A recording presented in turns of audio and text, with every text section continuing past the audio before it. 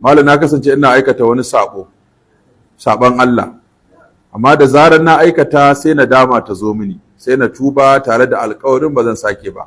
Malam daga baya sai in sake shawara, to shine malam nake neman shawara kai akan yadda zan yi. Wallahi abin yana damuna sosai, kowa yana da wannan. Ai da a ce daga tuban mu mun daina, ai da kudin mun zama waliyai.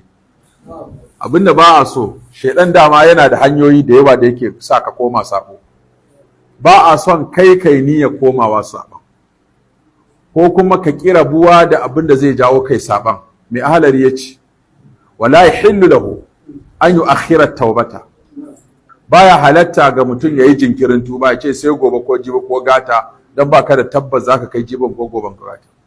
Wala yaqulu hadda ya hadiyanillah, kada ka ki barin sabo ka ce ai ni kam sai Allah ya shirye ni. Ba a kafa hujja da kaddara akan laifi. Kana aikata laifi, sai in ka gama laifin ka ce Allah ya kaddara mun a baya nayi kaza, amma kana tsakar sabo ba za ka kafa hujja da kaddara ba.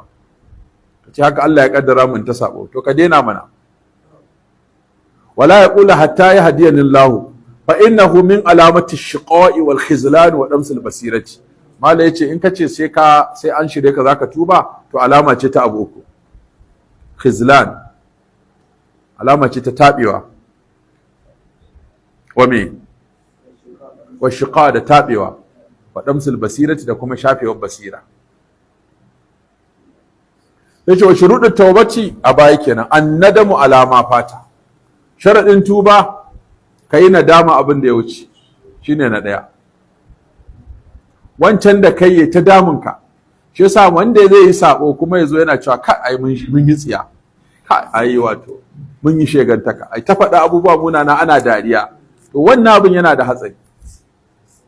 Kakka dinga laifi kuma kana faɗan labarin laifin har ana maka dariya, ana ka more kayi kaza kayi tsiya ka more kai, to kaka kuskura. So ake yi abin ma ka daina faɗa, kuma ka dinga nadama ka faɗa. Wannan da malama fata wannan yatu Allah ya wuda ila zambin fi ma baqi alai min umri, sannan ka dau harama kai niyya cewa ba za ka sake aikata wannan laifin ba cikin abin da ya rage na rayuwarka. Wa an yatruka al-ma'siyata fi sa'atiha, wannan sune sharadi uku. An yatruka al-ma'siyata fi sa'atiha, yanzu ka daina, sannan kai niyyar ba za ka sake ba, sannan kuma kai nadama abin da ya wuce. Kaga kenan sharadin tuba yana buƙatar abubuwa guda uku, yana da jiya da yau da gobe, da ɗazu da yanzu da in an jima. Wanda ya wuce me ya kamata kai masa? Nadama.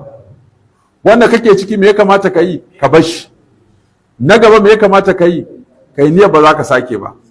To wannan niyyar ba za ka sake ba tana buƙatar abubuwa guda uku don ta tabbata.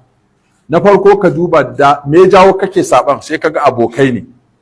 To daga cikin sharaɗin tuban shine ka rabu da abokan gaba ɗaya, ka canza abokai.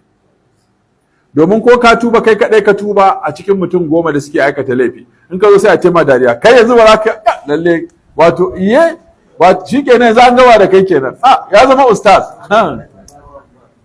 daɗi ya baka. To yau da gobe ana ta faɗa sai a rinjaye ka. So daga cikin sharaɗi ka fita daga cikin mutanen da kuke aikata laifin tare da su. Ko unguwa ce, tashi daga unguwar. In sana'a ce, canja sana'ar. In magari ne, canza garin. Duk abin da ka san zai taimaka maka ka bar wannan sabon, ko da sana'a ce ka canza, abokai ka canza, duk abin da yake taimaka maka ka yi sabon to ka bar shi. Amma in baka bar abin ba, dan ka bar sabon ma dai an yi ba a yi bane.